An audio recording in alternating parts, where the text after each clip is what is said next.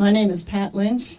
I've served for 10 years as president of the Broadneck Council, and I have a colleague who is the president also of Cape St. Clair Community Association, Bo Breeden, who is very involved and on the board of the Broadneck Council, is acting as president this year. I want to welcome all of our honored guests and Broadneck residents. All Broadneck residents, please raise your hands. This is your chance. They're all here. We can tell them about our problems. I want to thank Councilman Michael Peruka, who is our host for today's meeting. And I'm truly hoping to hear with all of these very important people who are assembled to talk about the Broadneck, that the Broadneck truly matters. Because during the unabated deluge of summer traffic, there are times that we residents just don't think we do matter. However, we've worked very hard over the last 9 months, and I think some things may have changed. First of all, I want to welcome County Executive Steve Shue, Senator Ed Riley, Delegate Mike Malone, and Delegate Tony McConkey. Thank you. And Chief Tim Altamuri. Where's Tim? Oh, here, I didn't see you. You moved. You sort of dress alike. Okay. And if I missed anybody, I know that Michael will pick it up. Last summer, the Broadneck, I'm sorry, I'm covering from a bad case of bronchitis. Last summer, the Broadneck Council had several urgent calls to fix a problem. I think they all came from Barbara Hitchings, who is sitting there, who is a very strong leader over near Sandy Point State Park. These residents could not drive home to their communities as our Broadneck roads were shut down with vehicles waiting to enter Sandy Point State Park. I scheduled a Broadneck Council meeting in July after the 4th of July weekend, and I had a full house of Broadneck residents and government officials who listened to the intolerable traffic problems as voiced by Broadneck. At the end of the meeting, hadn't even opened the doors to let people out. Our Anne Arundel County police officers, the MDTA officer, some state police officers, and some DNR rangers got together, and in a few minutes they decided that they were going to take over and police Sandy Point State Park every single day of the weekend for the rest of 2017. And good news is they have decided to do it again. And I can truly thank the leadership of Anne Arundel County Police. They have never let me down, and they have worked side by side with all of us to try to fix these problems. Thank you. There are good things that have happened. We've had many negotiations with our state government, high-level management. We've particularly thank Senator Ed Riley, who has made meetings with the Secretary of Transportation, Deputy Chief Riccio from the Governor's Office, and many other high-level government officials as we presented our problems. So you're going to hear some good things today. We have made progress. We haven't done everything we wanted to do, but we will be up there monitoring Sandy Point State Park all summer, as well as our police officers. So thank you, and I'm going to turn this over to Michael Peruka. Thank you, Pat. Thank you very much. Thank you so much, Pat. Good afternoon, everyone.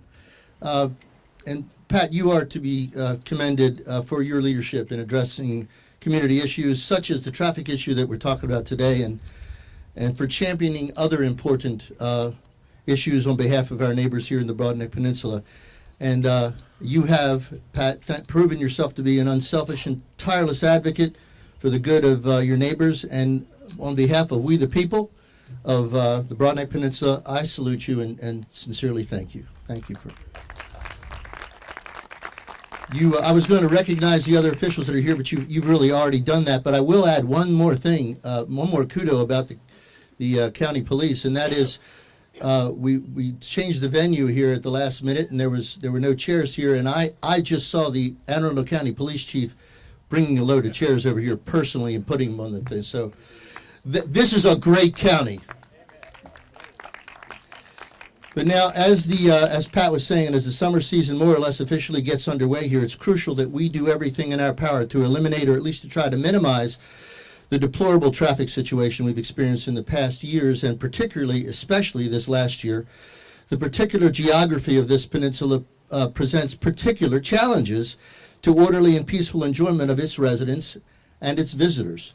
On the same point of land is a bridge serving as the connecting point between the eastern and the western shores of our state, and there's also a beautiful state park which attracts thousands of visitors each day. And these, of course, are good things, but they present challenges when the residents of the area cannot enjoy the simple right to travel into and out of their own communities. Indeed, the good, hardworking, and may I say tax-paying people of this part of District 5 are literally sometimes prisoners in their own homes when this traffic situation occurs. And while they have no desire to be unwelcoming to visitors, we must find a way to righteously balance their rights against the privileges we wish to extend to those who come and visit us here. So the elected officials standing before you, as one of them, we are all privileged to serve you who elected us. We work for you, and we're privileged to do that. And for my part, whether it's a pothole or a burdensome unnecessary regulation, it's my duty as a councilman to serve my constituency so that you can peacefully and quietly enjoy your property and your right to freely travel along the public easement. And when Pat Lynch came to me months ago with complaints about congestion and illegal parking in the neighborhoods and communities around Sandy Point Park, she impressed on me that it was crucial. Maybe I say she impressed on me. That is to say, she impressed on me that it was crucial. Did I mention she impressed on me? That we act before the next season kicked off. So we have made every effort to do that, and I want to thank both Senator Riley and the county executive and the delegates here for working with my office to get the players around a table to figure out what we could do to ensure that the summer season at Sandy Point does not inconvenience and negatively impact my constituents, our constituents. And I'm sure Pat and her organizations will, as well as many other community groups, will let us know the further action that might be needed and necessary. So with that, let me introduce our County Executive, Steve Shue, who can outline exactly what the police department is going to be doing to ensure that residents of communities like Cape St. Clair, right here, will have a great summer in 2017. Thank you. Thanks, Michael. Good afternoon, everybody. Thank you for coming out here this afternoon. Of course, it was not a difficult invitation to accept, given the beauty of this location. Isn't this fantastic? This is why we love Anne Arundel County. What a beautiful, beautiful place. Especially Cape St. Clair. Try not to litter it. Yeah. So Pat impressed upon me in my office. One of the most important goals of our administration is to improve the quality of life of the citizens who live here. And that manifests itself in a lot of ways. We're opening up new parks. We're expanding our network of bike trails, canoe and kayak launches, trailer boat launches, all kinds of stuff. But one of the most important things that we do on a day-to-day basis is respond to citizen complaints and concerns about things that are going wrong in the community.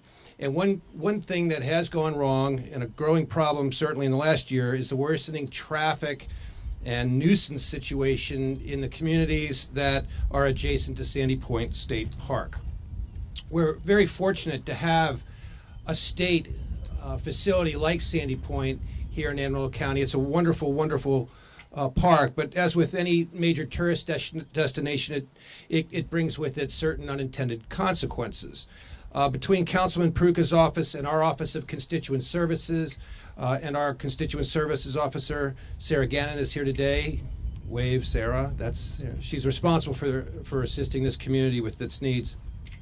We've heard countless complaints about illegal parking along county roads and in the neighborhoods, trespassing in privately owned parks up and down the College Parkway corridor by people who've been turned away by Sandy Point State Park once it reaches capacity. We've also heard complaints about unnecessary congestion that spills over into nearby residential areas as people scramble to turn around after finding out the park is at capacity. After hearing these complaints and having spoken to Pat, who impressed upon me in my office the need to spring into action, we sprung into action. Working with the State Department of Natural Resources, The park has agreed to institute measures to reduce bottlenecks going into the park. Senator Riley will outline those actions in just a second. I want to thank the Hogan administration for being so incredibly responsive to the concerns of our citizens and my administration. To address a growing problem of individuals loitering along the arterial roads near the park when it's at capacity, Police Chief Tim Altameri has directed his officers to enforce aggressively parking and traffic regulations in the communities around Sandy Point State Park. Any individual parked in prohibited areas will be given a warning and then towed if they do not vacate the area immediately. Should any resident encounter a vehicle parking illegally, please call 410-222-6145. And the Anne Arundel County Police Department will dispatch personnel to handle the situation. It's 410-222-6145. Or just call the county switchboard in general. They'll get you to the right spot. We want all visitors to our county to enjoy what we have to offer, but not at the expense of our residents' quality of life and quiet enjoyment of their property.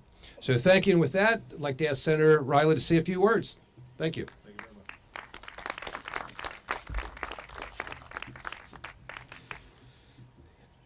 Pat Lynch and I have been pushing a stone up a hill, or a rock up a hill, for about a year now. And it seems like we're finally getting some traction, so it's good to have you as a partner, Pat. We've met with not only the Secretary of DNR and the one of the assistant secretaries of Governor Hogan, we also met with his chief of staff. And I have to tell you that the results have been marginal. And we're going to take these marginal steps, but we're not going to prevent, it's not going to prevent us from moving forward on more common sense issues and resolutions to the problem, such as an additional toll booth or two to get people in much faster, extra lanes to help people stack up as they're waiting to pay their fee. But we're going to have small baby steps in between. So on March 29th, the Department of Natural Resources provided for my office information about what they're going to implement in order to expedite people from going, who are going into the park, getting them off the arterials. And you have to remember, this is an inconvenience for most of the folks in the area. But for the people in the park, this could be a life-saving issue when public safety can't get into the park at times of medical emergencies, civil disobedience when people are fighting each other. We need to be able to have our first responders get in when they're absolutely necessary. In that regard, they're going to expand the number of seasonal personnel collecting tolls at the toll booths. All 3 collection stations in the park will be opening beginning the first shift on weekends, getting them in early. During periods when traffic backups occur beyond the park entrance intersection and threaten to impact roadways, the park ranger will authorize the entrance of the vehicle into the park without a payment, without having to stop and count heads and exchange money, but rather they're going to give them an envelope to say, when you get home, ship us a check. Good faith effort to get people into the park, enjoying the park, but also to get them off the roads. But most importantly, the message I have today is Anne Arundel County Police have stepped up. They stepped up last summer and they're stepping up this summer. And as one of the constituents here in Anne Arundel County, I can't tell you how impressed I've been by their responsiveness, their clarity, and their commitment. So I too, like County Executive Shue, want to thank the Anne Arundel County Police, because they're going to carry the lion's share of the enforcement to get people turned around. If the park's closed, they're going to go back on 50 and head down the road. And I love the no parking signs here. They may, in fact, try to come here, and we have to be vigilant to protect your rights to the park that you've paid for. So just be aware that we're going to be watching and be concerned. I'd also like to have my 2 delegates, Delegate McConkey speaking first, and then Delegate Malone, to say a few words on this issue, and it's great to be with you. Thank you very much.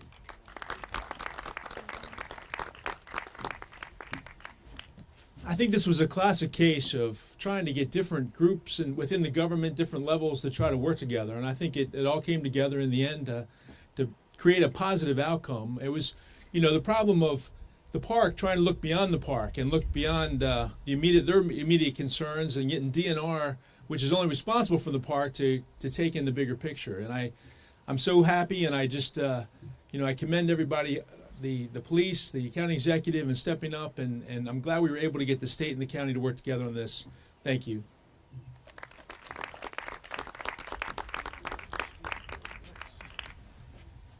Thank you for everyone coming out. Pat Lynch is one of those unsung heroes that just gets things done. I got sworn in to replace Judge Vitale, and I think about the next day, Pat was on the phone saying, "Hey, when are you going to be here for a meeting? We have various issues that you need to be aware of." So big kudos to Pat, also to Bo, who keeps things rolling.